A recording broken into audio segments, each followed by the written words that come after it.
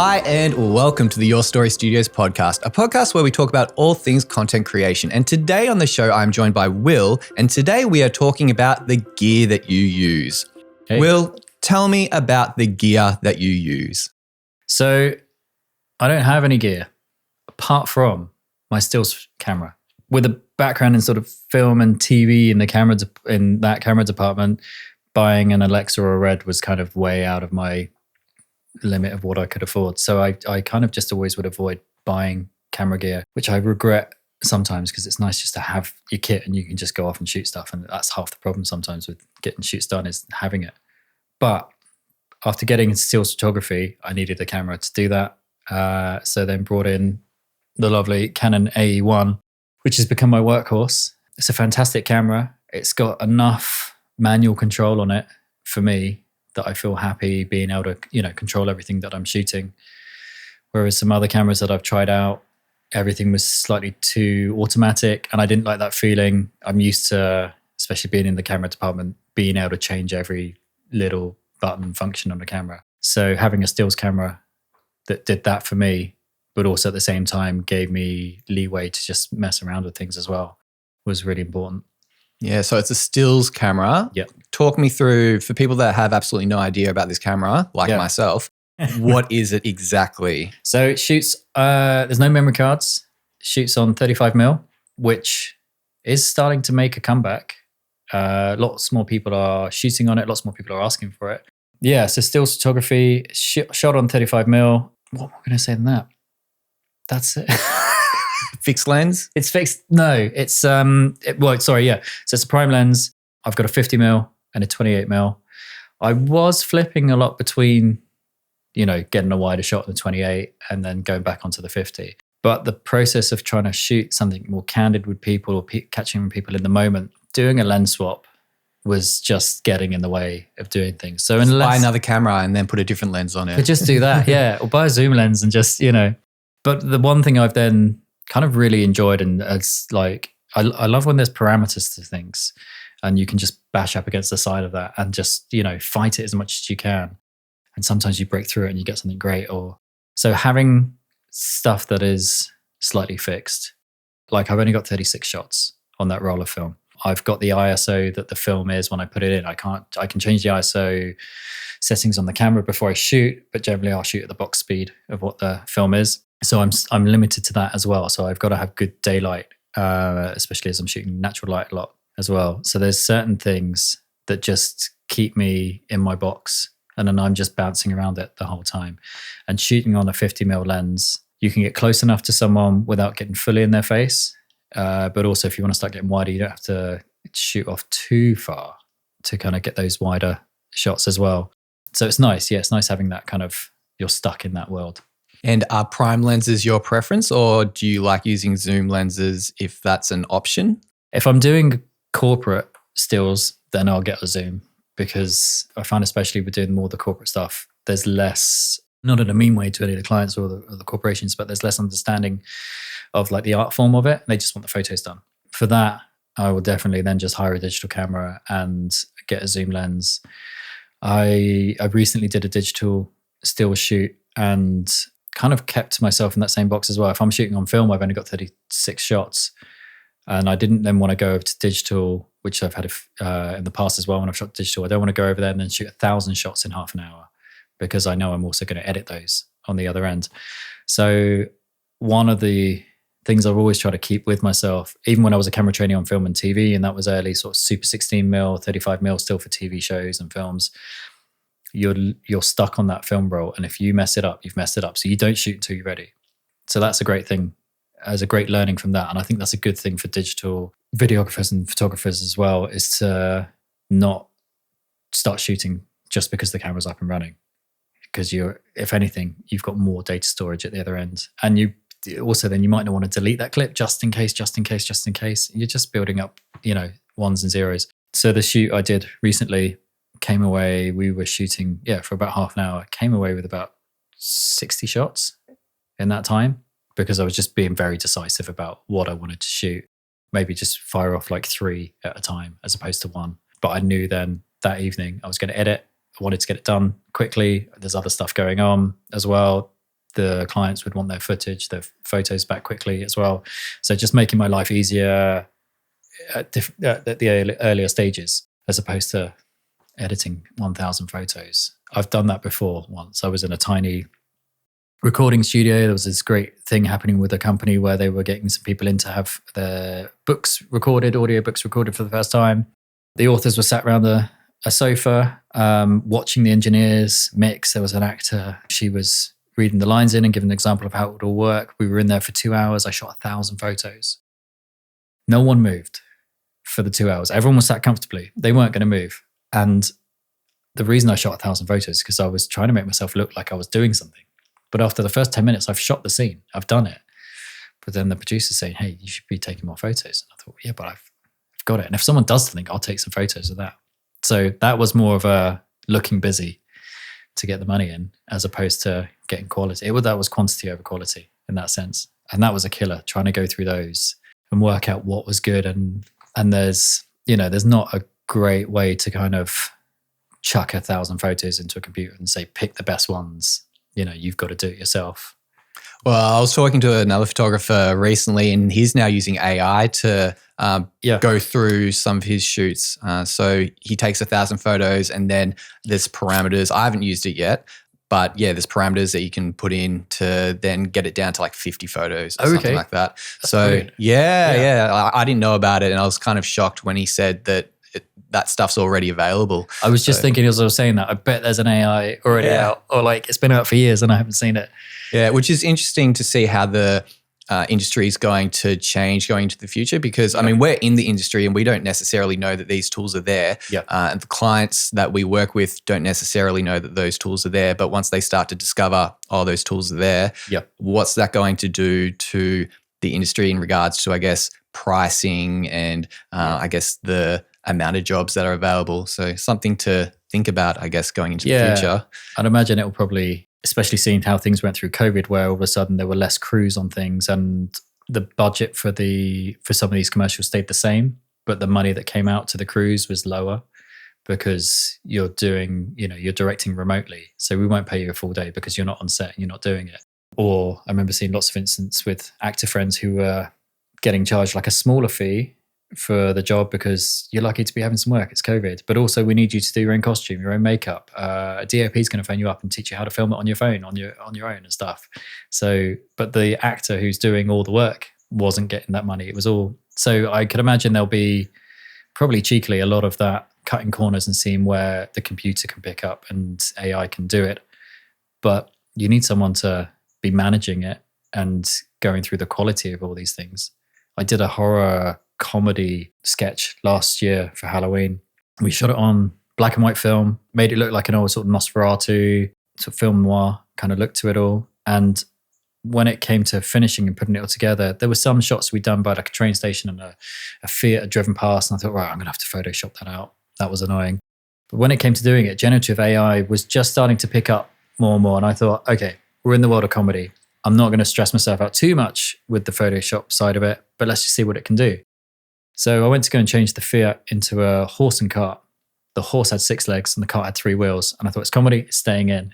But if I was a proper client, that would be really frustrating. And if I was someone using this tool to try and get something properly fixed, it can give you a suggestion of what it could do, but it wasn't good enough, in 2023 this was, to actually properly fix things. And even we had our main character turns into like a were-rabbit instead of a werewolf. And the eyes on the mask were plastic.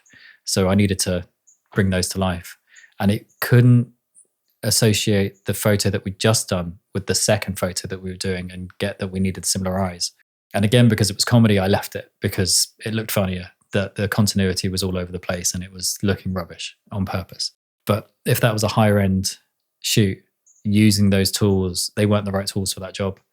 And I think at the time Adobe were trying to, push it as like, it will fix everything. And here's an advert where someone's taken a picture of an apple and now it's a sunset with a tiger running around. And you think, no, that's not, I've used it. It doesn't do how you've said it will do it, Yeah, I think it's still maturing, but as it's maturing, it is getting better and better. So it might not have arrived yet, but who's to say in even 6 months how far it can come. Yeah. So, and it's been, AI has been around for donkey's years helping us do bits and pieces and It's just the cool buzzword now. yeah, it is. It's almost like no one realizes that we've had so much AI in our lives already. And there's so much control that we've had with our lives anyway. I mean, you're born, you get a birth certificate. You go to the bank, you get a bank account. Like we've got so many ties to society and the way that things work. So this big fear of like, it's going to take over our lives and everything. I think it's good to be, worried and fearful in a sense of like, oh, okay, let's make sure it's done properly. Because if the wrong people go ahead with things, it'll get out of hand and people could lose jobs, money, careers can disappear. But I think as well, by having its kind of emergence at the moment, it's really forcing people to go against it, which is great because then they're putting more effort into what's in front of the camera, what we're shooting in front of the camera, the art behind making things, the content of what you're trying to make. You're just thinking more about that and trying to push against this massive wave that's coming, building this wall up so that when it does hit, then the wall's there and it will just trickle over, hopefully, as opposed to completely annihilate us. Moving on from AI Yes. and total annihilation and coming back to your stills camera, you've got 36 shots to take. When do you know to pull the trigger? Yeah, it's a good combination of myself and the camera in a weird way. Like I feel like there's almost a ghost in the machine. I know we've just been chatting about AI, but I feel like with that, there's a ghost in the machine. There's times where I'll go to set up the shot and the mood's just not quite right for the shot and the person in front will go for a pose, or I'm kind of against forcing poses on things. The more candid and the more in the moment someone is, even when we've set up the frame and everything around them, the more they try to force themselves into it, the more I'll force away from it and not take the shot. So there's that element that prohibits me from shooting. Also, the camera, every now and again, will just not take a shot, which is great if you bought gear and it doesn't want to do it. Like that, I know, but that is a great feature for me, that the camera doesn't want to do it at that point, which I know when people buy gear, they just want it to do it when they need it to do it. But I think having a camera that's almost got a mind of its own is a great thing as well. And then I just think, right, it's not the right shot then. The camera doesn't want to do it. I don't want to do it. Great. So those are two things that I like leaning onto for not shooting, which I think is a good thing with film because you could just shoot a roll very quickly and get through it. I've shot a roll in 20 minutes and it was very quick and it looked pretty good, but there's loads of things that afterwards I'd be like, oh, if we had an hour, it would have been better to breathe and just work through these things in a much nicer way. But yeah, making that decision to take the shot, I'm normally winding someone up or getting them to do something or, just pushing their comfortable space just a bit more than they kind of thought that they would. And then it's in that moment capturing it. Eating food is a great example. It's very hard to get someone to look flattering while eating. Which is why I love taking shots of people eating. There's a great shot of an actress back in UK, Naomi Battrick, who we'd gone to Spitalfield Food Market together. She was telling me about a dish that was very spicy and how she could handle the spice. She put the noodles in her mouth and it was burning her mouth. I've got that shot. It's brilliant. And if she hadn't kind of bigged up the game for it, I probably wouldn't have been quite as interested in trying to capture that moment. And I think for her, she was like, damn, you caught me, my mouth's on fire. And I was like, but what a great shot it is. Like you're in the moment, you're being very natural with it. Another example, influencer over here, Bella Johnson, who I did a photo shoot with. We'd set up this scene with her. She was about to open a bottle of champagne. And shooting on film, I just said to her, hey, we've got one chance on this. I can't just start reeling off loads of shots. As quick as I am, I'm not that quick. You can see it, there's behind the scenes video of it, but you can see me saying to her, do you know how to open a bottle of champagne? I mean, I'm teaching her how to suck eggs. She knows how to open a bottle of champagne. She's telling me, are you mansplaining me how to open a bottle of champagne? And at that moment, it pops because she's not paying attention and I've got that shot. But part of me was just like, I just need to make sure that we know what we're doing here, because if that goes off and I'm not ready and you're not ready, we've lost it.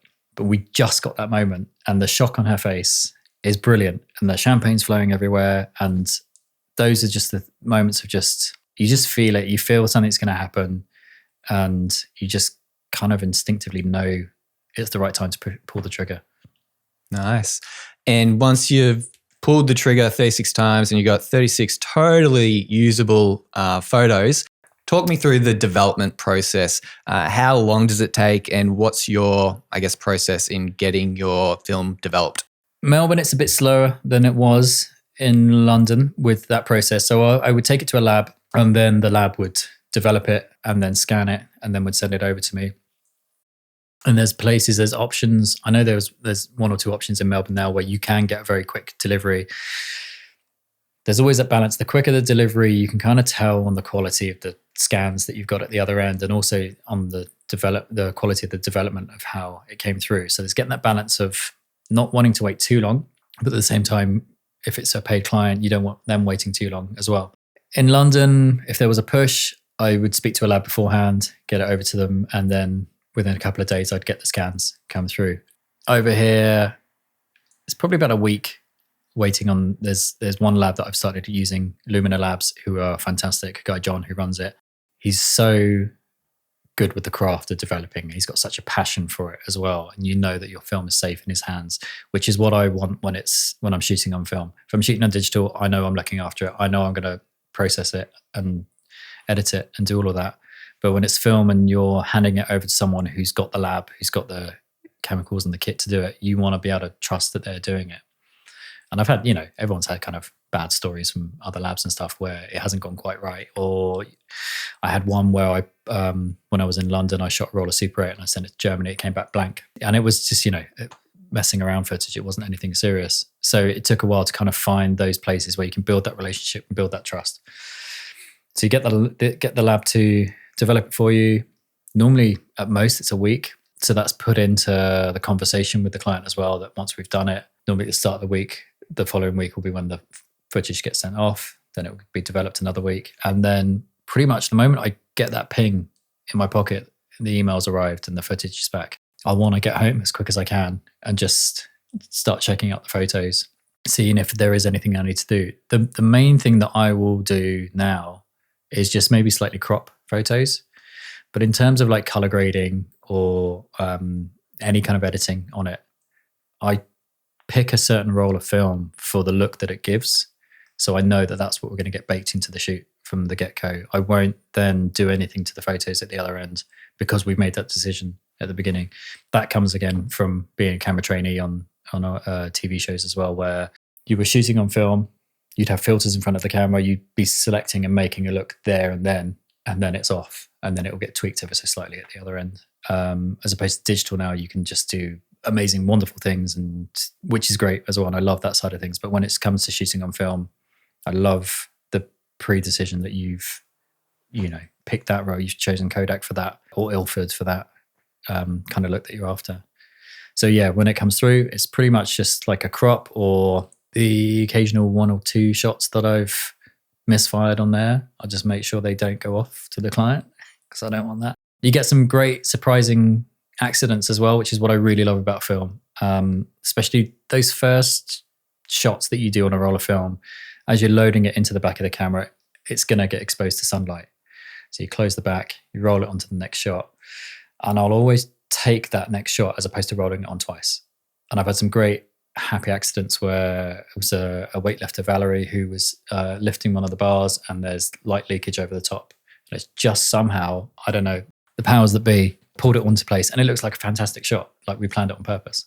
Then it's over to the clients, delivered over to them, and then we just kind of work out where they want to put it. Generally, it's on socials that it gets put out to, and I keep it all backed up on a hard drive as well. And then when it comes to opportunities for galleries, exhibitions, or magazines, then I can start putting into that direction. Yeah, great. So when you get the film developed, what deliverables do you get? You get a physical copy of the film like we did back in the olden days for me, when we went to Kmart and got our film developed, and you get a digital version sent to you, or how do you get the physical version onto socials? So the physical, once it's developed, the lab will then scan it, and there's different scanners that they will use at their end.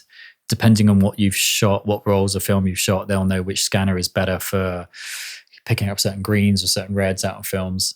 And then generally, I would just take the digital scans at that point, which I know a lot of film photographers will say is sacrilege because you've got to pick up the film and stuff.